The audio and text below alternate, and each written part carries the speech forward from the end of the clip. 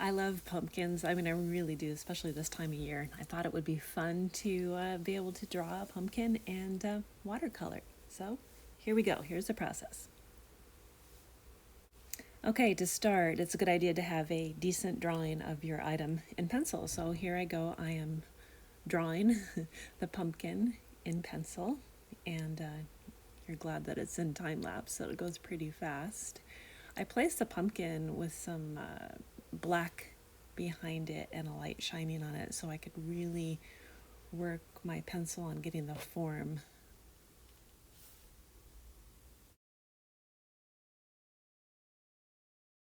And for materials, I just have a whole range of pencils, graphite pencils from H all the way to, I think, my darkest or my softest is that 8B.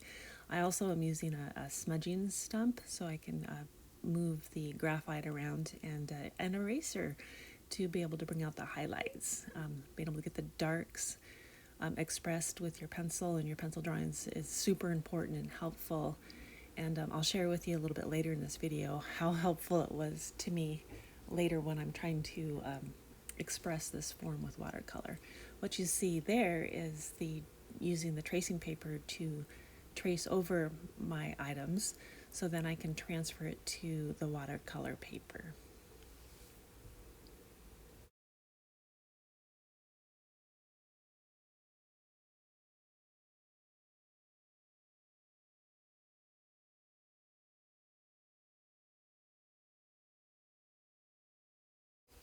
Okay, and once it's transferred to your watercolor paper, you tape it down to your board, test some colors, and then you might want to start off with some midtones or more where your highlights are going to be.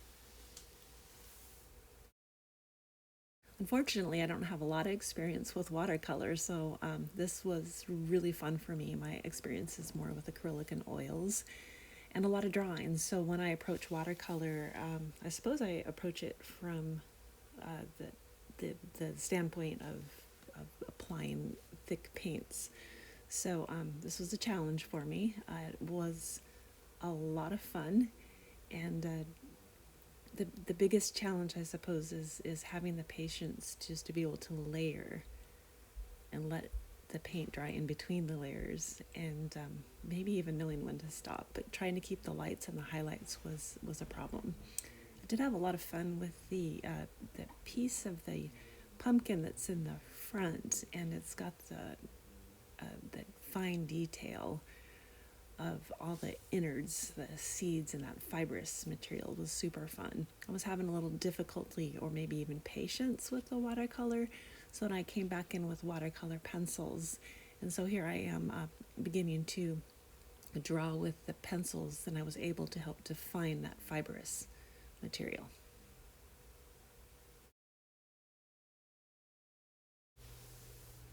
Okay, next comes the really the long hours of actually joyful fun for me, but coming back with watercolor paint, and then coming back with a pencil, again with the paint, adding the layers, letting it dry, letting maybe one section dry, and then work on another.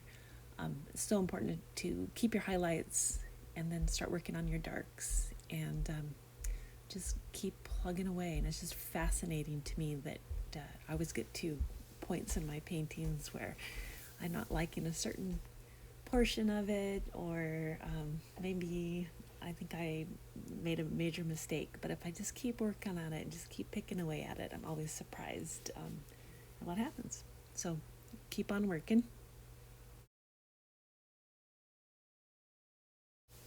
A couple of other things that are interesting when you open up a pumpkin, like I did, I had to plan my time wisely, so I knew that I had time to work on this object that would be decaying by the minute and by the hour.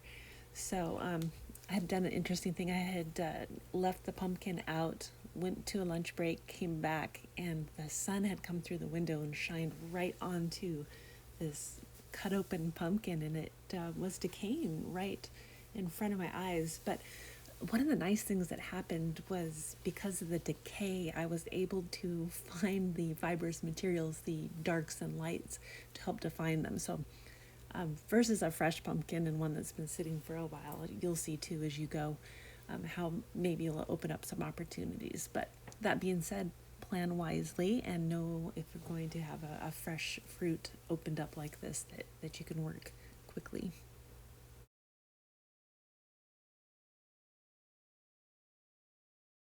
Okay, the cutaway of the pumpkin is complete mostly. I might come back and add a little something here or there, just, from your artistic eye. But now it's time to work on the whole pumpkin behind. So here we go.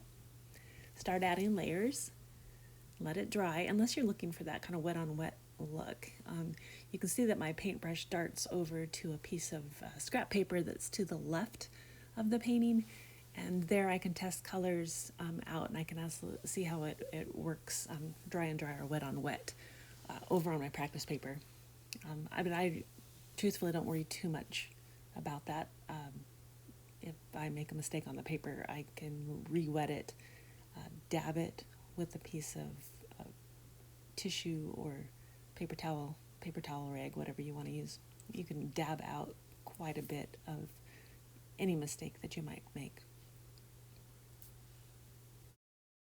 You can see I take my glasses case and I'm going to hold it up to look at the shadow of my glasses case that's cast onto the pumpkin, because by this time the part of the pumpkin that's cut away, I've already taken that upstairs and put it into the refrigerator. I'll use it for some soup later. But I needed to hold an object up to the pumpkin to see how it would cast a shadow. So that's something that you can try too. Be thinking about those shadows when you want to look for a realistic space. So what you see here is just layer after layer after layer. I did use some cool tones to try to bring out the shadows, and then finish off with some warmer tones.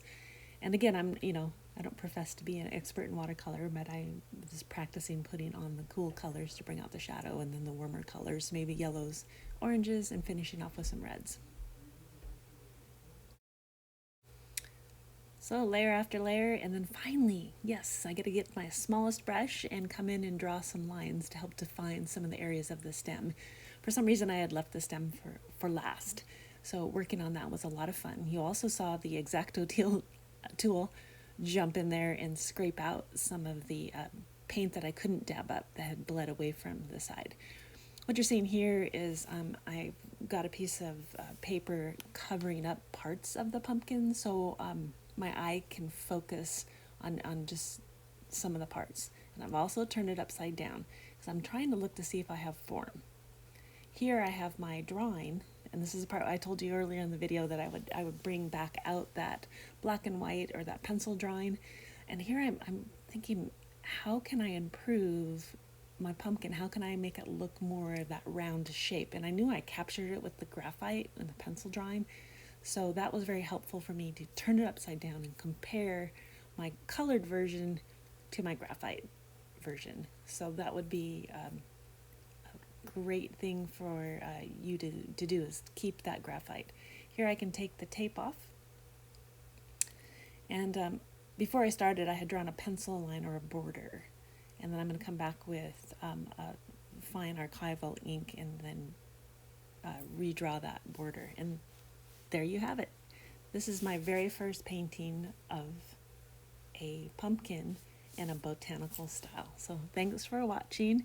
If you paint a pumpkin or draw a pumpkin, I'd love to see it. So go ahead and share it to my email, cindynoid@gmail.com. Thank you.